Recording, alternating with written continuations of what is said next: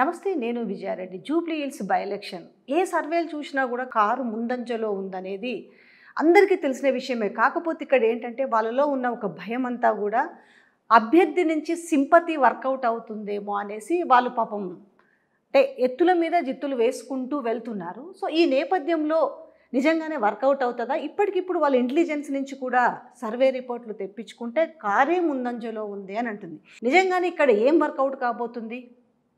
So Maganti Gopinath గారిదే అభివృద్ధి ఇక్కడ వర్కౌట్ అవ్వబోతుందా, లేకపోతే దాన్ని బేస్ చేసుకొని అంటే వీళ్ళు మాట్లాడుతున్నా కూడా అభివృద్ధి పక్కన పెట్టి కేవలం సింపథైజర్గానే మాట్లాడుతున్న నేపథ్యం కనిపిస్తుంది కాంగ్రెస్ పార్టీ.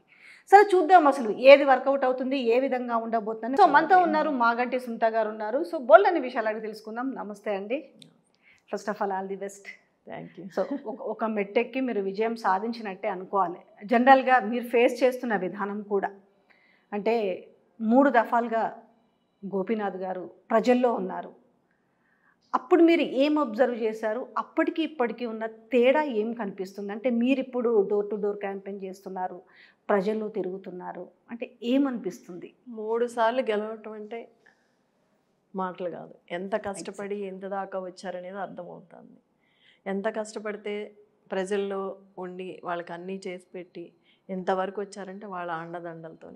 ఈయన ఎంత అండగా ఉన్నారో వాళ్ళు కూడా గోపీనాథ్ గారికి అదే అండగా పనిచేశారు. అంటే మీకు టికెట్ అనౌన్స్ చేసిన తర్వాత ప్రజల్లోకి వెళ్ళాలి అనుకున్నప్పుడు, మీన్స్ ఈ కాన్స్టిట్యున్సీలోకి వెళ్ళాలనుకున్నప్పుడు అంటే ఏం ఆలోచించి ఒక అడుగు వేశారనుకోవచ్చు? అంటే 1,000,000 తిరుగుతుంటాయి, అంటే ఒక పుట్టెడు దుఃఖంలో ఉండి అన్నీ ఎదుర్కోవాల్సి వస్తుంది. ఈ నేపథ్యంలో ఫస్ట్ అడుగేసిన రోజు ఏమనిపించింది మీకు? బాధ ఉంటుంది మనసులో, లేకుండా ఉండదు. కానీ ఆ బాధని అధిగమించి బయటకు వచ్చానంటే నా భర్త ఆశయం కోసం అడుగు వేశాను నేను. నా భర్త ఏదైతే చేయాలనుకున్నారో అవన్నీ నిలబెట్టాలి, నా భర్త పేరు నిలబడాలి. అక్కడ మాగంటి గోపీనాథ్ అనేది జూబ్లీ హిల్స్ ప్రజల్లో ఉండిపోవాలి. అట్లా ఆ పదంతోనే నేను బయటకు వచ్చాను. ఏ రోజైతే అంటే మీకు టికెట్ అనౌన్స్ చేసిన దగ్గర నుంచి ఒక సింపతి వర్కౌట్ అవుతుంది అనే దాంట్లో ఒక భయంలో ఉన్నారని చెప్పుకోవచ్చు. ఎందుకంటే జరుగుతున్న సినారియో చూస్తుంటే ఎప్పుడైతే మీరు అంటే ఒక్కసారిగా ఆ రోజైనా ఒక మీటింగ్లో ఎవరైనా ఆ పుట్టెడు దుఃఖంలో ఉంటారు. ఎవరైనా మనం మహిళ చూసుకుంటే తన తోడు కోల్పోతే మీరు ఆ కన్నీళ్ళు పెట్టుకున్న కానుంచి ఇప్పటి వరకు ఆ భయంతోటే ఉన్నారు. మీ యొక్క కన్నీళ్లను కూడా అపహాస్యం చేసే విధంగా మాట్లాడారు కదా. రానున్న రోజుల్లో అది ఇంకా ఎక్కువగా మితిమీరితే ఏ విధంగా ఎదుర్కోబోతున్నారు? ఒక సింపతితో వచ్చాను అనే వాళ్ళందరూ ఆ సింపతితోనే పైకి వచ్చారా ఇప్పటివరకు? అంటే అంతకుముందు అలా చేసి వచ్చారా వాళ్ళు దీన్ని ఉపయోగించుకోవటానికి? అలా అనుకునే వాళ్ళందరికీ నేను ఇంతకుముందు కూడా చెప్పాను, వాళ్ళ ఆలోచన విధానం వాళ్ళ విజ్ఞతకే వదిలేస్తున్నాను నేను. సో ఇప్పుడు ఒక అభ్యర్థి ఏముంది, కాంగ్రెస్ పార్టీ అభ్యర్థి ఈరోజు మీకు మేజరీ కాన్స్టిట్యున్సీలో మొత్తం కూడా బస్తీలు. సో అందరూ కూడా డౌన్ఫాల్ ఉన్న వాళ్ళే ఉన్నారు. రోజువారీ పనులు చేసుకుంటే తప్ప గడవని వాళ్ళు కూడా చాలామంది ఉన్నారు కదా. వాళ్ళందరినీ కూడా భయభ్రాంతులకు గురి చేస్తూ కనీసం ఈరోజు మీడియా ముందు కూడా వాళ్ళ ఒపీనియన్ ఎక్స్ప్రెస్ చేయలేని విధంగా బిహేవ్ చేస్తున్నారు కదా. మీరు వాళ్ళకు ఏ రకమైన భరోసా ఇస్తున్నారంటే అక్కడ చూస్తేనేమో నేను లోకలు, నేను ఇది చెప్తేనే జరుగుతుంది, మీరు రేపు ఓటేయకపోతే ఏం జరుగుతుంది అన్నట్టుగా ఒక టీంను పెట్టుకొని బెదిరిస్తున్నారు అనేది మేము వెళ్ళినప్పుడు కూడా మాట్లాడుతున్న మాటలు. వాళ్ళకు మీరిచ్చే ధైర్యం ఏంటి? బళ్ళ మీద ఉన్న వాళ్ళందరూ గోపన్న నాకు ఈ బాధ ఉందని అర్ధరాత్రి ఫోన్ చేసినా వెళ్ళి నిలబడేవాళ్ళు. ఎవరు వచ్చేది రమ్మను, బండి ఎవరు తీపిచ్చేది, అట్లా వాళ్ళందరికీ వెజిటబుల్స్ వాళ్ళు కానీ ఫ్రూట్స్ బళ్ళు కానీ కొబ్బరి బండి ఏ బండి అయినా సరే వాళ్ళందరి చేత ఈయన పెట్టించారు. నేను మా ఫోన్లో వినేదాన్ని, నువ్వు పెట్టుకో నేను వస్తున్నా, ఎవరు వస్తారు నేను చూస్తాను, కుర్చీ వేసి కూర్చునేవాళ్ళు వెళ్ళి. అట్లా అంత అండగా ఉన్నారు కాబట్టి ఇవాళ నాకు అర్థమైంది ఏంటంటే ఆ రోజు ఈయన అంత మంచిగా చేశారు కాబట్టి ప్రతి ఒక్కళ్ళు మాకు ఈరోజు అండగా నిలబడ్డారు. అదే అండ నేను ఇస్తున్నాను. మీ గోపన్న ఎలా అయితే ఉన్నాడో నేను కూడా అలాగే నిలబడతాను, ఏ రాత్రి అయినా వస్తానని చెప్పాను నేను. ఎందుకంటే అది అబ్జర్వ్ చేశాం కాబట్టి నేను మిమ్మల్ని అది నా ముందే మాట్లాడేవాళ్ళు అవన్నీ. అంటే ఎంత టైం స్పెండ్ చేసేవాళ్ళు గోపీనాథ్ గారు టైం ఉన్నప్పుడు? అనేది ఏం లేదు, మొత్తం అది 12 అవని 2 అవని 3 అవని టైమింగ్స్ అనేది ఉండేది కాదు. మేమన్నా పడుకునేవాళ్ళం, లేసేవాళ్ళం, అప్పుడు కూడా మాట్లాడుతూనే ఉండేవాళ్ళం. సో అదే కొంచెం అయితే ఆ సెక్టారు కొంచెం అంటే ఈ నాకు నేను అనే మాట వినిపిస్తుంది అన్న నాకు వాటర్ రావట్లేదు అని అర్ధరాత్రి 2ంటికి ఫోన్ చేసినా కూడా ఫోన్ చేసేవాళ్ళు, లిఫ్ట్ చేసేవాళ్ళు. చేసేవాళ్ళు. 3 అయినా సరే మేము ఒకవేళ ఫోను నిద్రపోతున్నారు డిస్టర్బెన్స్ ఎందుకులే అని పెట్టినా కూడా వినపడేది. అది తీసుకునేవాళ్ళు, ఏంటి మోగింది టీ ఫోన్ అని మాట్లాడేవాళ్ళు. ఏంటమ్మా అంటే మాకు రావట్లేదని చెప్పపోయామంటే వారం క్రితమే చెప్పామన్నా, వాళ్ళు పట్టించుకోవట్లేదు అందుకే మీకు చేసామని అంటే కోప్పడే వాళ్ళని ఎర్లీ మార్నింగ్ లోపు ఆ పని చేసేసేవాళ్ళు. అనిపించిందా మామూలు ఆ విషయం మహిళలందరూ ఇవాళ అంత అండగా ఉన్నారంటే కాదు. మా గోపన్న అని ఇట్లాంటి చిన్న చిన్నవన్నీ ఏ బాధ అవని చేసేవాళ్ళు. ఏంటంటే పాపం ఎవరు లేరు వెనక ముందు, మనమే కదా చెయ్యాలనేవాళ్ళు. అంతే కదా, 3 సార్లు ఒక నియోజకవర్గంలో గెలుపొందడం అంటే ఎంత మన్ననలు ఉంటే కానీ అది సాధ్యం కాదు. ఇది ఎవరైనా ఒప్పుకొని తీరాల్సిన విషయమే నిజంగా చెప్పాలంటే. బట్ ఇప్పుడు ఎవరికైనా అలాగే ఉండాలి, పార్టీని చూసేవాళ్ళు కదా, ఏ పార్టీ వచ్చినా కూడా హెల్ప్ చేసేవాళ్ళు. హెల్పింగ్ అంటే చాలు. తన శత్రువు అయినా కూర్చోబెట్టి మాట్లాడేవాళ్ళు. మేమే అడిగేవాళ్ళం ఒక్కొక్కసారి, వాళ్ళు నిన్న కాక మొన్న తిట్టాడు కదా ఎందుకు రానిచ్చావు, ఎందుకు కూర్చోబెట్టావనంటే అట్ట ఎప్పుడు అనొద్దు, ఎంత బాధ ఉంటే నా దగ్గరకు వచ్చాడు నాతో పని చేయించుకోవటానికి, ఏ పోనీ ఏం కాదు మనాడే కదా మన దగ్గరకు వస్తే అని చేసి పెట్టేవాళ్ళు. అంటే ఫ్యామిలీతో అంటే ఇంత బిజీగా ఉన్న పర్సన్ అంటే ఎప్పుడు కూడా ప్రజలతో మమేకమై ఉండే వ్యక్తికి ఫ్యామిలీతో టైం స్పెండ్ చేయడం అనేది కూడా కష్టతరమైన పనే కదా.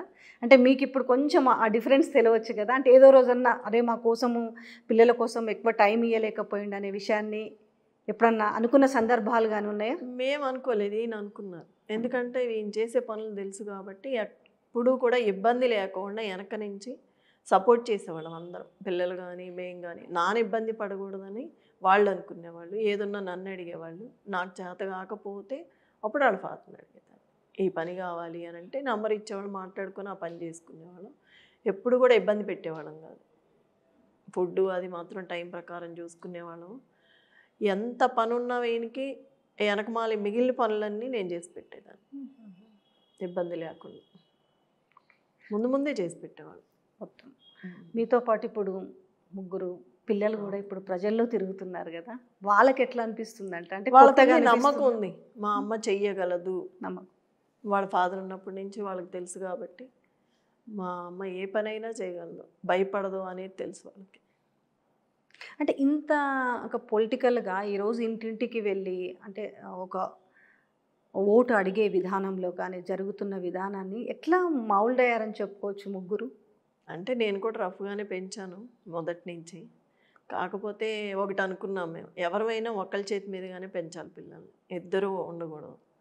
అది నేను చెప్పాను, మీరన్నా చూసుకోండి నేనన్నా చూసుకుంటాను అని అంటే లేదు లేదు నువ్వే చూసుకో నేను కల్పించుకోనని, నేనే చూస్తాను వాళ్ళు ఏదైనా సరే టైం ప్రకారం. బయటికి కానీ వెళ్ళినా ఈ టైంలోపు ఇంట్లో ఉండాలి.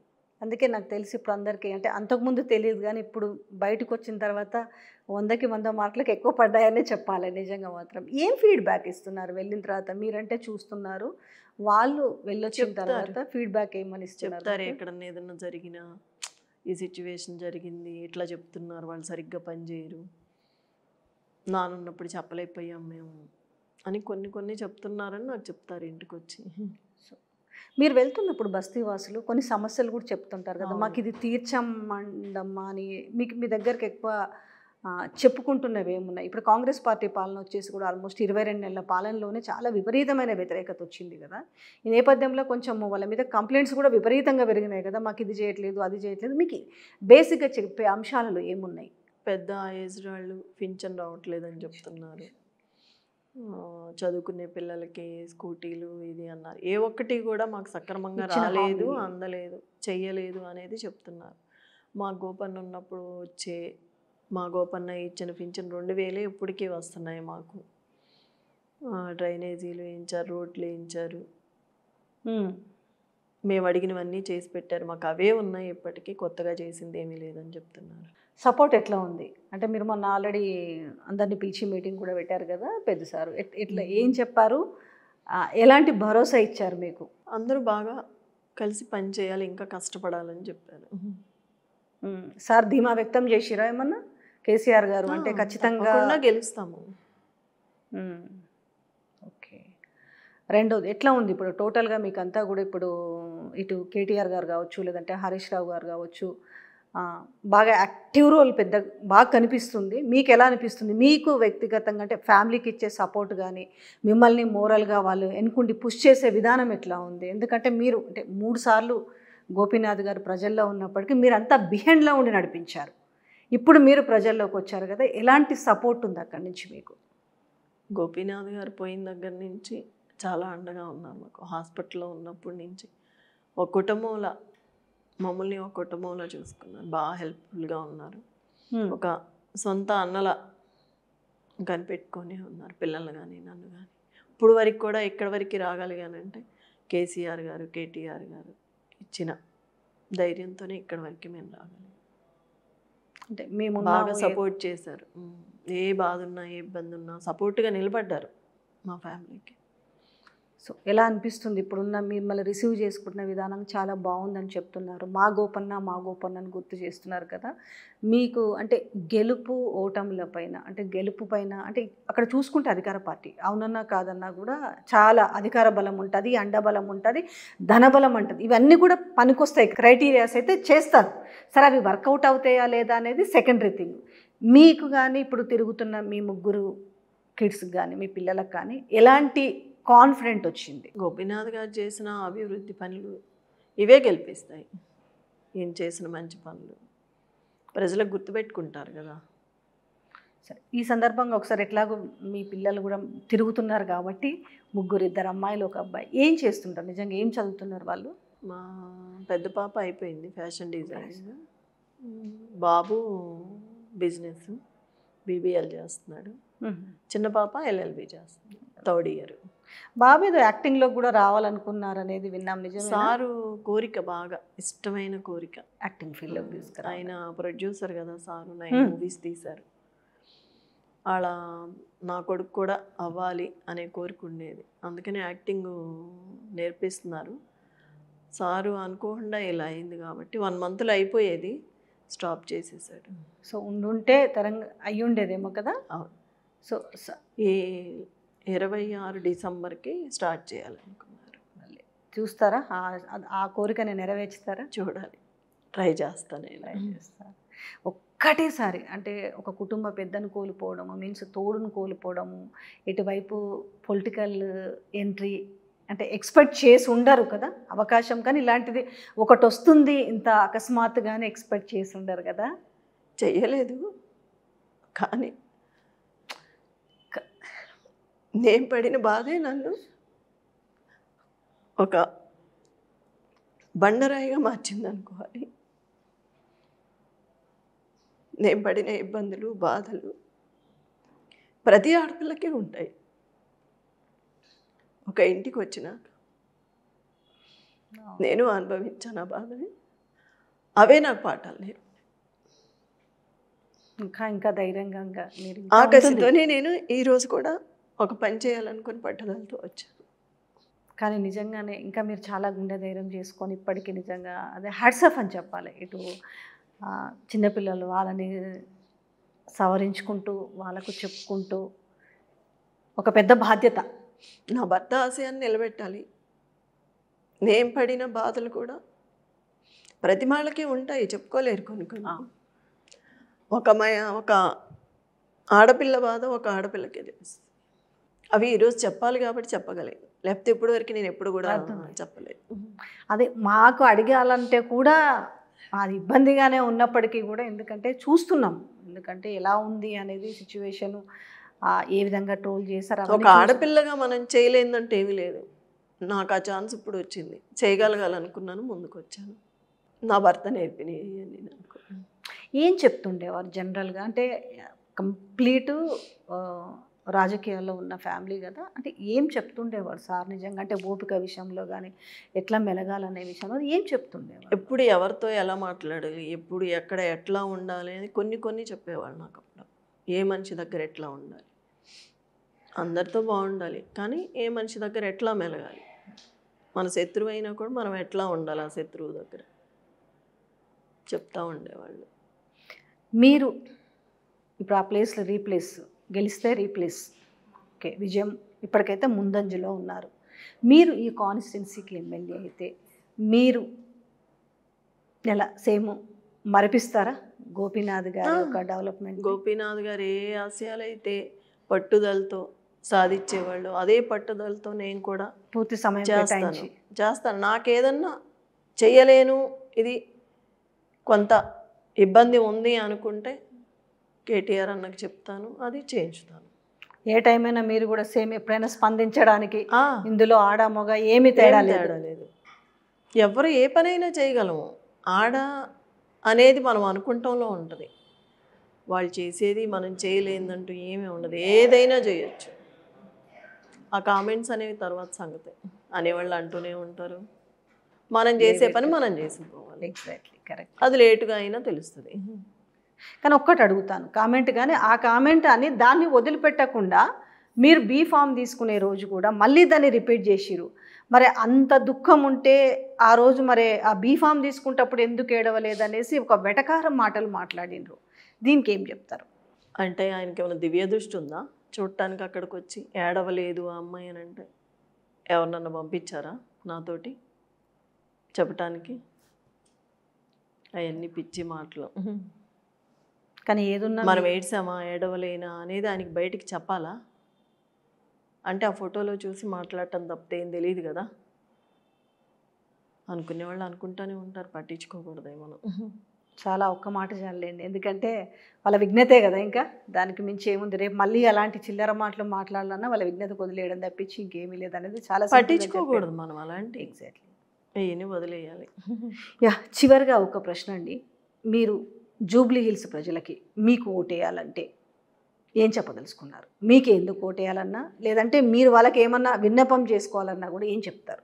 గోపన్న ఎలా అయితే వాళ్ళకి అండదండగా ఉండి 24 hours వాళ్ళ మధ్యలోనే ఉండి వాళ్ళతోటే మమేకమై ఏది కావాలన్నా సొంత బిడ్డల్లో చూసుకునేవాళ్ళు, అదే అండతో నాకు కూడా ముందుకు తీసుకెళ్తారు, ఆ ప్రజలే నాకు అండగా ఉంటారనే ధైర్యంతో వాళ్ళ ఇంటి ఆడబిడ్డగా అనుకొని నన్ను గెలిపించుకుంటారని అదే ఆశయంతో బలంతో ముందుకు వచ్చాను.